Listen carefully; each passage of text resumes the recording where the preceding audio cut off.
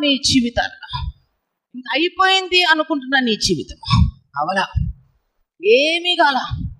నీ జీవితం ఒక నూతనమైన రీతిగా ప్రారంభము కాబోతుంది. ఉన్నతమైనటువంటి ఆశీర్వాదాలు, దీవెనలు నీ జీవితంలో పొందుకుంటా. రేపటి దినము గురించి అయినటువంటి నిరీక్షణ నీ జీవితంలో ఏ రోజు కోల్పోవద్దు. ఈరోజు నీవు అపజయము గుండా వెళ్తున్నావేమో, ఈరోజు నీ జీవితంలో కొంచెం చేదైన పరిస్థితి గుండా వెళ్తున్నావేమో, కానీ రేపటి దినము నీ జీవితాన్ని ఉన్నతంగా మార్చే దేవుడు ఉన్నాడు. ఆయన మన మంచి యేసయ్య. దేవునికి మహిమ కలుగును గాక.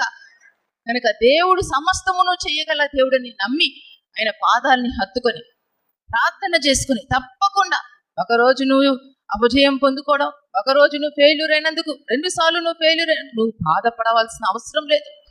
ఎల్లప్పుడూ అపజయమే కాదు. ఒక రోజు వస్తుంది నీ జీవితంలో, ఆ రోజు నీ జీవితం అంతా కూడా తారుమారు చేయబోతున్నాడు దేవుడా.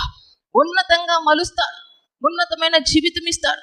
కనుక ఈ రోజు ఏ పరిస్థితి గుండా వెళ్తున్నావో ఆ పరిస్థితిని నువ్వు లక్ష్య పెట్టవద్దు. అక్కడ యేసయ్య అంటున్న మాట అదే, వారి మాటలు లక్ష్య పెట్టవద్దు. దేవుడు చేసేది ఇంకొకటి ఉంది. దేవుడు చేసే అద్భుతం ఉంది. దేవుడు చేసేది నీ జీవితంలో ఆశ్చర్యకార్యం ఉంది. దేవుడు నిన్ను తన హస్తంతో పట్టుకుని నిలబెట్టే రోజు ఒకటి ఉంది. కనుక మనుషులు నిన్ను నిలువెచ్చపరిచినా, మనుషులు నిన్ను డిస్కరేజ్ చేస్తున్నా, మనుషులు నిన్ను తృణీకరిస్తున్నా, మనుషులు నీ మీద నిందలు వేస్తున్నా, అబద్ధపు మాట్లాడుతున్నా, నువ్వు వారి మాటలు లక్ష్య పెట్టవద్దు. యేసయ్య అంటున్నాడు, భయపడకుడి, నమ్మిక మాత్రం ఉంచు.